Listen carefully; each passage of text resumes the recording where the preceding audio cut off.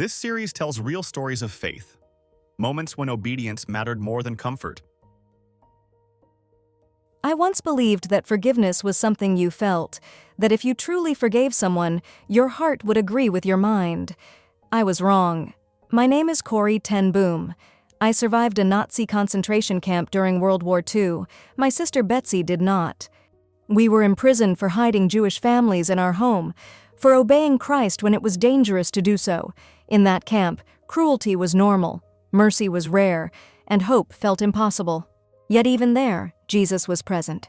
Years after the war ended, I traveled across Europe sharing a message I did not feel qualified to preach: forgiveness. I spoke about how God's love was stronger than hatred, and how Christ could heal even the deepest wounds. Then one evening after a church service, I saw him, a former guard from the very camp where my sister died. He walked toward me, smiling. He told me he had become a Christian. He said he knew God had forgiven him, but he wanted to hear it from me. He reached out his hand, and in that moment, everything inside me froze. I did not feel forgiveness. I felt anger. I felt the weight of memory. I felt injustice screaming in my chest. I knew what Jesus commanded, but I could not obey it on my own strength. So I prayed the simplest prayer I have ever prayed.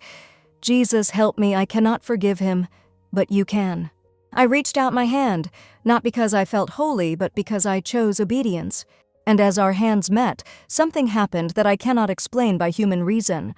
A warmth flooded my arm and into my heart. Not my forgiveness, God's. In that moment, I realized something that changed my life forever.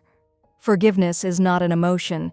It is an act of the will, empowered by Christ. I had believed that forgiveness was for the offender, but that day I learned the truth. Forgiveness was for me. Hatred had imprisoned my heart long after the camp gates had opened, but forgiveness unlocked the door. Jesus did not ask me to feel strong, he asked me to trust him.